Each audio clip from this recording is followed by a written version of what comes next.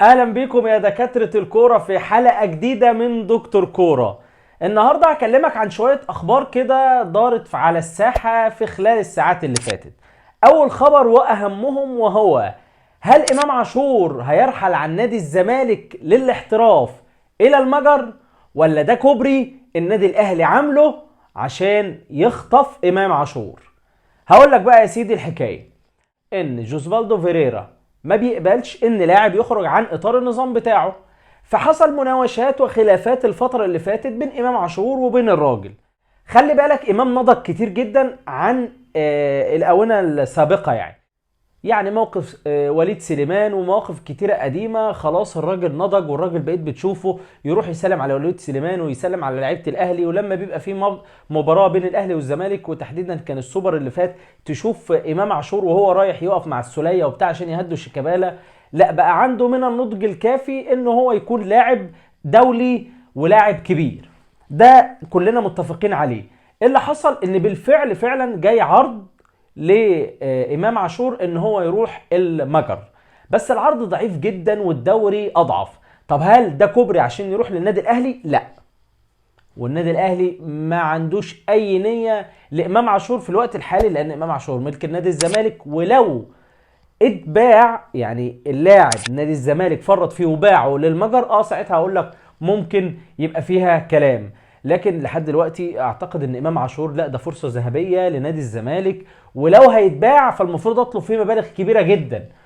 وبيني وبينكم يعني جماهير نادي الزمالك، لا، لو انا من جمهور نادي الزمالك اقول لا، امام عاشور ده ما يمشيش.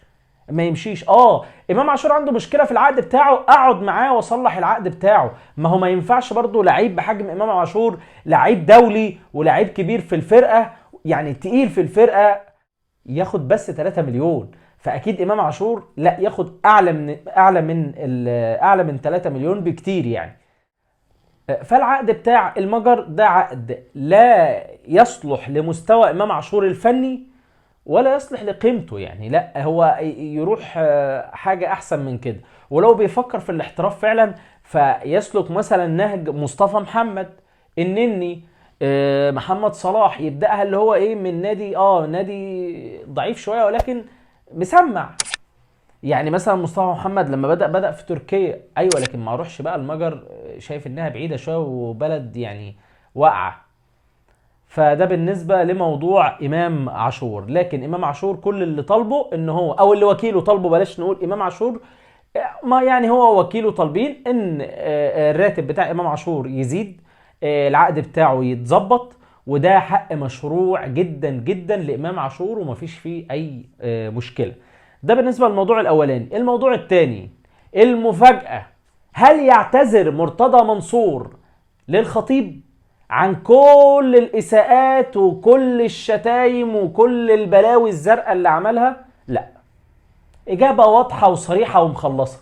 والدليل، شوف مرتضى منصور امبارح طلع على قناة نادي الزمالك وكان بيتكلم ازاي. كمية إساءة وكمية بذاءة وكمية ألفاظ خارجة، يعني كل حاجة غلط كانت موجودة امبارح. أنا مش عارف قناة نادي الزمالك دي لحد دلوقتي ما اتقفلتش ازاي. مش عشان قناة نادي الزمالك، لا، عشان مرتضى منصور، عشان اللي بيحصل ده ما يرضيش حد.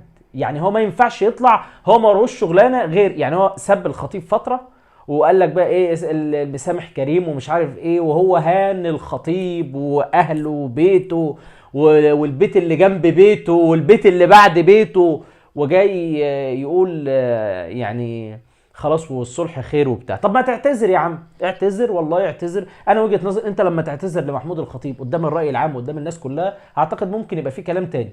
لكن الخطيب واخد حقه القانوني او ماشي في طريقه القانوني، اللي هو حق مشروع له، يعني بدون اساءة، بدون قلة ادب.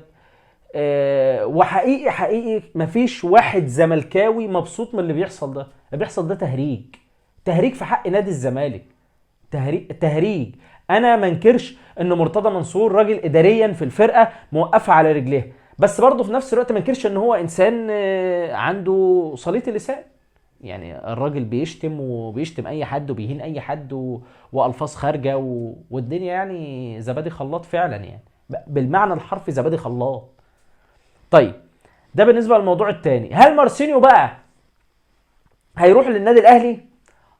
بص يا سيدي، مارسينيو كولر عايزه، كولر عايزه، واحنا مش مختلفين على كده. الفتره بقى دي انا من قيمه تقريبا اسبوعين قلت لك لحد دلوقتي مفيش اي كلام. لا، الفتره دي حصل اجتماعات ما بين مسؤولين في النادي الاهلي وما بين مسؤولين في كawasaki الياباني عشان مارسينيو. طبعا الاجتماعات دي عن طريق على زوم ميتنج يعني اونلاين. اللي حصل فيها واللي دار فيها اللي هو ان احنا عايزين بالفعل مارسينيو والمدرب عايزه، ولكن برضه لسه النادي الياباني متمسك بطلباته. طب ايه اللي هيحصل؟ لسه لحد دلوقتي مش عارفين. يعني ده يوضح لك ايه؟ ده يوضح لك ان كولر عايز مارسينيو ده يعني ايه بشكل كبير. ليه عايز مارسينيو؟ عشان هو شايف ان اللاعب ده هيخدم على الافكار بتاعته، على الافكار اللي في دماغه، هيعرف يوظفها صح مع زمايله، فهيستفيد الاستفادة القصوى. طب هو النادي الاهلي، سؤال برضو، هو النادي الاهلي ما يعرفش يوفر لاعب زي مارسينيو؟ لا، يعرف يوفر 20 لاعب زي مارسينيو. طب ما عرضهمش ليه على الراجل؟ بالفعل عرضهم على الراجل، والراجل عنده من الفلكسبيليتي والمرونه ان هو ياخد ويدي، ما هو ما عندوش مشكله. يعني هو شايف في بدايل، والبدايل دي هو موافق عليها، ماشي، موافق ان هو يحصل تفاوض او يحصل نقاش بينهم، يعني ايه المسموح بيه وبكام وكده يعني. لكن هو اختياره الاول مارسينيو. فلسه لحد دلوقتي مارسينيو عليه كلام كتير جدا، ومسؤول النادي الاهلي على اتم الاستعداد يعني. المفاجأة الجبارة الأخيرة اللي هقولك عليها النهاردة، وهي بالفعل مفاجأة، ميزانية النادي الأهلي اللي وصلت لأعظم ميزانية في التاريخ، 3 مليار و800 مليون جنيه يعني، وشوية كده كسور جنبهم، يعني داخلين على 4 مليار جنيه. انت متخيل نادي ميزانيته بالحجم ده؟ فما شاء الله تبارك الله، الله أكبر على النادي الأهلي. يعني من اعظم الميزانيات، او هي دي اعظم ميزانيه في التاريخ وصل لها النادي الاهلي، او في تاريخ النادي الاهلي يعني عموما، ان هو يوصل لميزانيه بهذه الحجم يعني. اخر حاجه بقى عايز اقول لك عليها واعقب عليها، وهي ان كولر نشر على صفحته ان هو جايب يعني جايب كوره ومتعلقه كده، وهو بيلعب الكوره بالهيد، وده تكنيك جديد عشان يحسن اداء اللعيبه بالراس. يعني عشان مثلا عشان المهاجمين، وعشان خط الوسط، يعني عشان الركنيات، يعني عشان اللعب الكرات الثابته، عشان الراجل يهتم شويه بالنواقص اللي عند المهاجمين بتوعنا.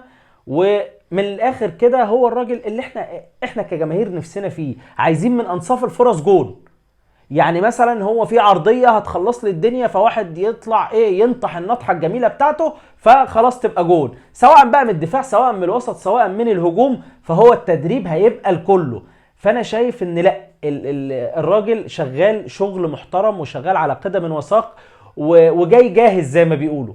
بالفعل يعني جاي جاهز. فدي كل الاخبار اللي كانت معايا النهارده يا صديقي العزيز. ما تنساش ان انت الداعم الوحيد ليا، فلو انت لسه مش مشترك في القناه فتنزل حالا تشترك في القناه وتفعل زر الجرس عشان يوصلك كل جديد، وتعمل لي لايك للفيديو. واشوفك على خير في حلقه جديده، والسلام عليكم يا صاحبي. وما تنساش تصلي على النبي. يلا سلام.